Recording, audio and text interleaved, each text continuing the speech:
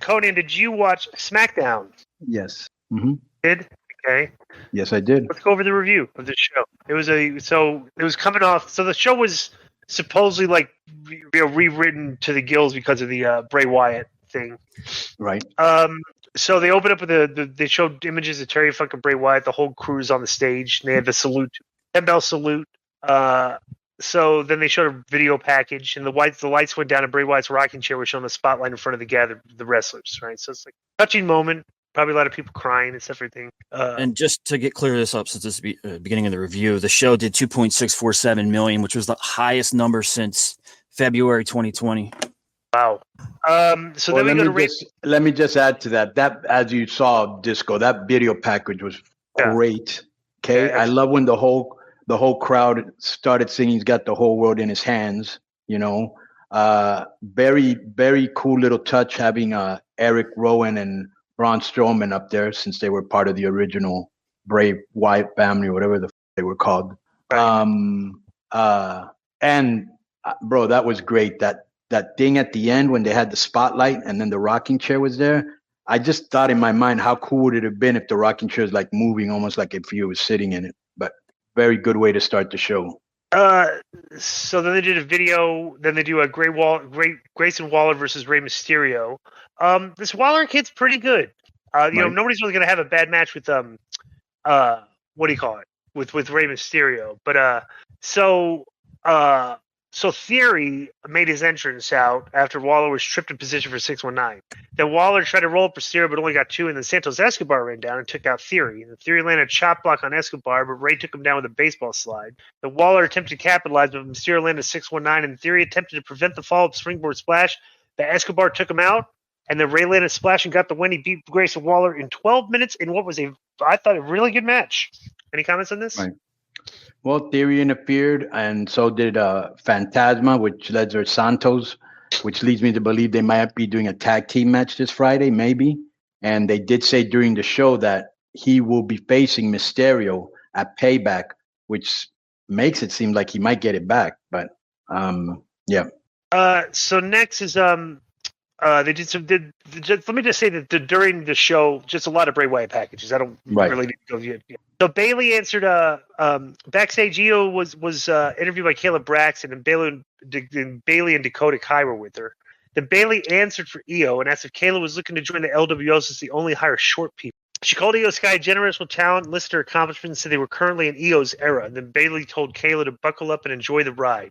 Io then made her entrance with Damage Control. Then Zelina Vega comes out.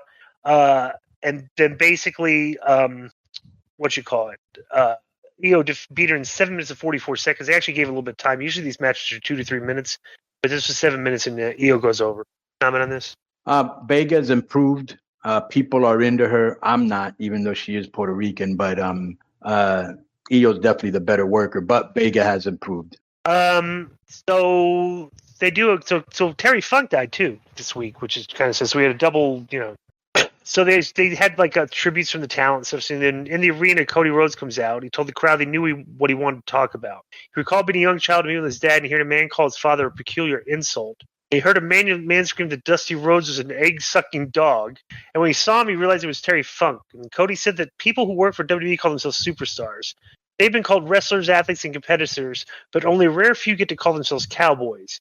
He then said that both Bray Wyatt and Terry Funk are cowboys in the best possible way. He alluded to the rub concept where an iconic wrestler faces someone in the ring who hasn't reached a level and lifts them up. Cody said Terry did that for an entire company, entire movement. He then said that Terry Funk made his mark on wrestling for over 50 years and evolved the entire time, and he introduced a video package paid tribute to. It was a good one. And after the video, Cody said that Terry Funk was hardcore before it was cool. They had the pleasure of announcing that the next match is a Terry Funk hardcore match. First out was a team of Butch and Rich Holland and the Brawling Brutes, and they wrestled the Street Profits in a hardcore match. This wasn't much of a hardcore match. It kind of got a little bit hardcore later, but the Street Profits, this is long too. And the Street Profits go over. They're getting the push. So what did you think of this? Yeah, well, the first wrestling matches that I saw, some of the first wrestling matches were with Terry Funk. It was the Funks versus the Briscoes. So he's my earliest childhood memories of wrestling are with him. And then when I finally met him, it was incredible.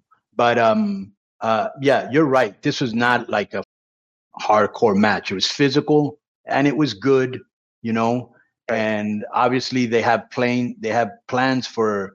There was this one part, I don't know if you saw it, where the guy Butch was taking a table from underneath the ring, and Lashley was right behind him, and then the announcer's table was behind Lashley, and he almost, because he pulled it out like that, and Lashley was in the way, and he could have really Lashley up. Like, he moved at the very last second. I don't even know why he was standing there, but match. So next is a video package of Akira Tozawa the Miz from match from Raw that featured LA Knight's involvement. So Miz was then shown on TMZ Sports. They made it like it's like they're doing a real angle. It's actually pretty good.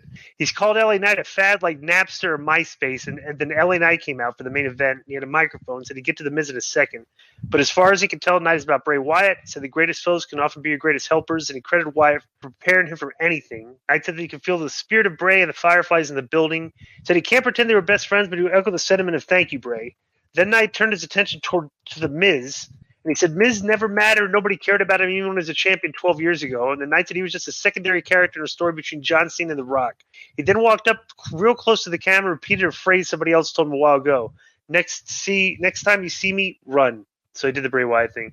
Then he wrestled LA Knight, and because this is a tribute show and whatever, but LA Knight went over pretty strong and clean here in 11 minutes. I was actually surprised he didn't do a. It was kind of a clean job, but that's whatever. It's a feel-good show. They want a good pop at the end. So and after the match, Knight celebrated the ring and on the stage, and the lights went down. Then a foggy lantern was shown in the ring, and a photo of Bray Wyatt was shown on the big screen. That's how the show ended. What did you think of this? It was what it was. It was a tribute show, right? So there wasn't a lot of other stuff really going on except for maybe the Rey Mysterio thing with Theory and Waller and of course the LA Knight and Miz thing. Those are about the only two things that kind of stood out to me. All right. Yo, what up? This is Konnan, and I host Keeping It 100, my co-host, Disco Inferno, unfortunately. Well, I'd say you're my co-host. Listen, every Thursday here on Spreaker, we talk pro wrestling, sports, movies, music, TV, pop culture, and some politics. It's everything the rest of the pro wrestling podcasts are not. Tune in to hear myself, the superior one, educate and inform. Tune in to hear me bury Disco. That's very disrespectful. Join us every Thursday on Spreaker and keep it 100. Boom!